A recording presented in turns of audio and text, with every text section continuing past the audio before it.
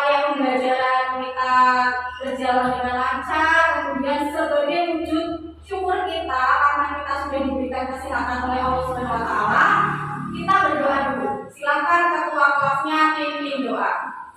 Siap, gerak, doa mulai.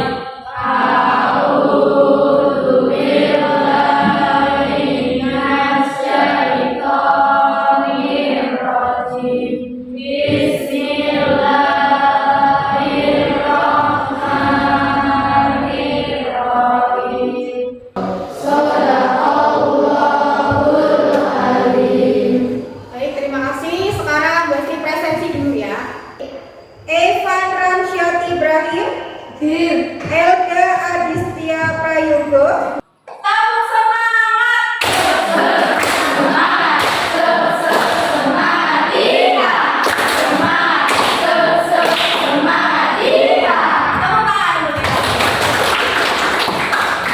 Baik. Apakah ada yang masih ingat minggu lalu kita belajar tentang apa? Tentang cerita fantasi. Apa yang kita lakukan di pembelajaran minggu lalu? Menganalisis unsur intrinsik cerita fantasi. Di pembelajaran minggu lalu itu kemarin ada dua teman kalian ya yang menceritakan cerita-cerita yang mereka tonton. Rudi kemarin menceritakan tentang apa, Rudi? Tentang korek api aja. Iya, tentang korek api ajaib. Kemudian yang satunya siapa? Minggu lalu? Kela. Kela menceritakan tentang apa, Kela? Timur Emas. Cerita-cerita dari Rudi, kemudian dari Kela, itu mungkin terjadi di dunia nyata atau tidak? Karena apa? Karena cerita-cerita tersebut itu termasuk cerita fantasi. Berarti cerita fantasi itu apa? Kisah penuh imajinasi yang melebihi realitas. Tujuan pembelajaran kita pada pagi hari ini, setelah mengikuti proses pembelajaran, nantinya kalian dapat menulis cerita fantasi dengan memperhatikan ejaan, pilihan kata, dan kelengkapan struktur dengan tepat. Unsur intrinsik pembangun cerita fantasi ada apa saja? Fajar. Ada tema. Kemudian selain tadi ada tema, tokoh penokohan, latar, ada apa lagi coba? Saya Ini ingat Zain apa itu? alur, sudut pandang, dan amanat. Alur, sudut pandang, dan amanat. Kalau sudut pandang dibagi menjadi berapa? Sudut pandang orang pertama dan sudut pandang sudut pandang orang pertama itu pengarang menceritakan dirinya sendiri di dalam cerita. Sedangkan sudut pandang orang ketiga pengarang menceritakan orang lain di dalam cerita. Selain unsur intrinsik, di dalam cerita fantasi itu juga ada strukturnya. Struktur cerita fantasi ada berapa coba? Ada tiga, apa saja? Yang pertama, orientasi. Kemudian yang kedua, komunikasi. Yang ketiga, resolusi. Untuk dapat menulis cerita fantasi, itu ada langkah yang harus kalian lakukan. Langkah apa saja itu? Langkah pertama adalah menemukan ide. Iya, langkah yang pertama jelas kalian harus menemukan ide. Sebelum kalian membuat cerita fantasi, Besti ingin kalian menyaksikan satu buah video cerita fantasi. Cindelaras. Pada zaman dahulu, di sebuah kerajaan Jenggala, hiduplah seorang raja bijaksana bernama Raden Putra.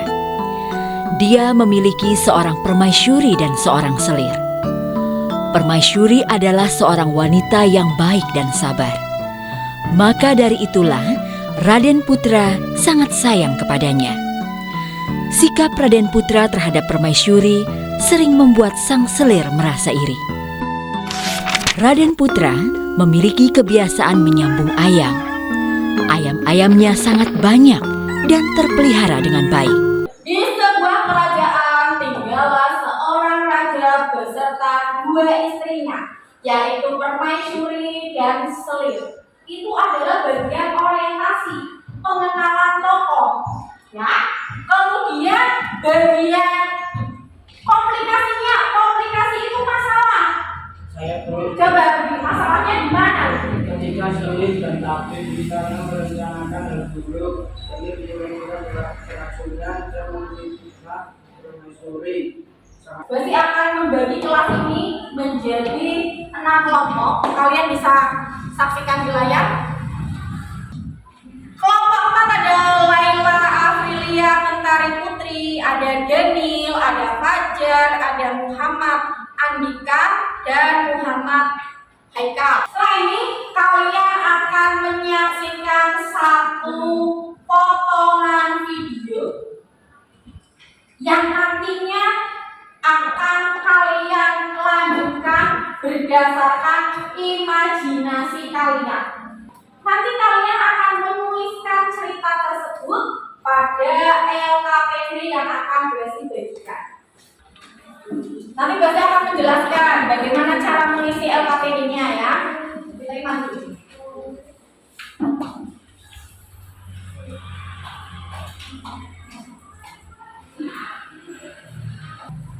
Gini, Besi jelaskan dulu caranya untuk mengisi LKPD. Di sini sudah ada petunjuknya ya. Nanti kalian tulis kalian ada di kelompok berapa, kemudian kelasnya kalian tulis, anggota kelompoknya siapa saja silakan kalian tulis. Kemudian untuk hasilnya nanti kalian bisa tuliskan di lembar ketiga. Bawang merah dan bawang putih. Pada zaman dahulu kala, di sebuah desa yang subur, tinggallah seorang pedagang kaya bersama anak perempuannya yang bernama Bawang Putih. Istri pedagang ini sudah lama meninggal dunia. Si pedagang sangat sayang kepada Bawang Putih, sebab dia seorang gadis penurut dan baik hatinya. Suatu hari setelah si pedagang pulang dari bepergian, dia membawa seorang ibu dengan anak gadisnya. Si saudagar hendak menikahi ibu ini. Maka Bawang Putih pun memiliki ibu tiri dan kakak tiri yang bernama Bawang Merah. Silakan masing-masing kelompok menyelesaikan. Tadi berakhir sampai apa? Selendangnya. Ayo silakan diselesaikan ceritanya.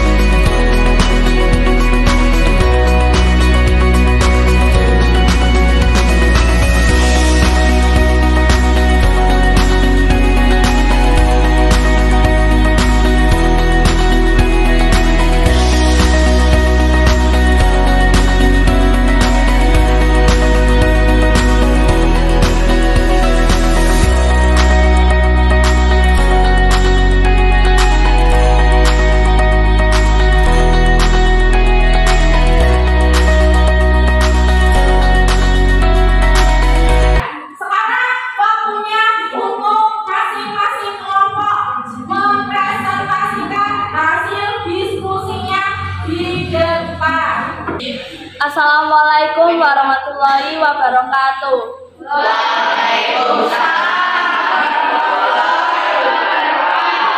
Kami dari kelompok 3 akan mempresentasikan hasil diskusi dari kelompok kami yang beranggotakan Ilma, Alia, Karen, dan Jihan, dan saya sendiri Kaila. Yang pertama akan dibacakan oleh Ilma. Akhirnya bawang putih pun pergi menyusuri sungai mencari selendang ibu tirinya. Di tengah jalan dia bertemu seorang penggembala. "Paman, apakah paman melihat selendang merah yang hanyut di sungai?" tanya bawang putih. "Oh iya, paman melihatnya, seperti selendang itu diambil raksasa. Cuma raksasa itu berada di atas gunung." Kami dari kelompok 5 akan mengomentari hasil presentasi dari kelompok 3. Menurut diskusi dari kelompok kami, kelompok 3 suaranya sudah lumayan keras dan strukturnya sudah sesuai dengan struktur cerita fantasi. Tidak ada masalahnya, kemudian ada penyelesaiannya. Kami dari kelompok 4 akan mempresentasikan hasil diskusi dari kami. Sampai rumah bawang merah ikut-ikutan, ternyata lagu yang dipilih bawang merah berisi ular dan menggigit bawang merah dan ibunya hingga meninggal.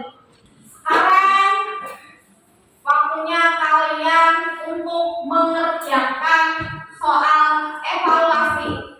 Besi akan kirim link kuisis di WhatsApp grup.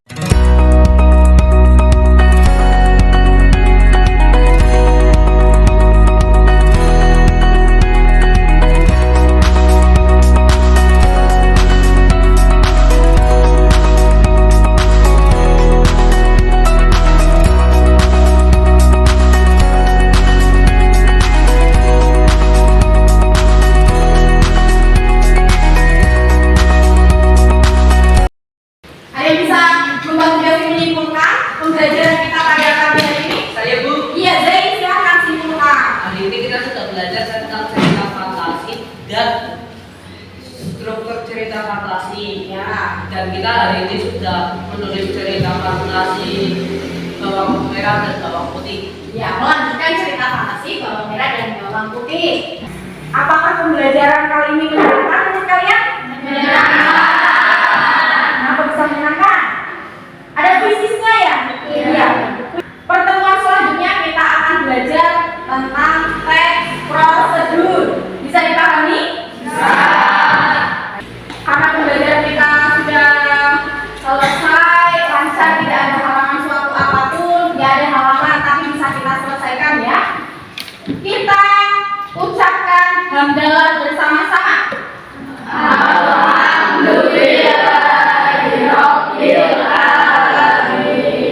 Terima kasih untuk hari ini. Kalian hebat, kalian luar biasa. Bagi akhiri, wassalamualaikum warahmatullahi wabarakatuh.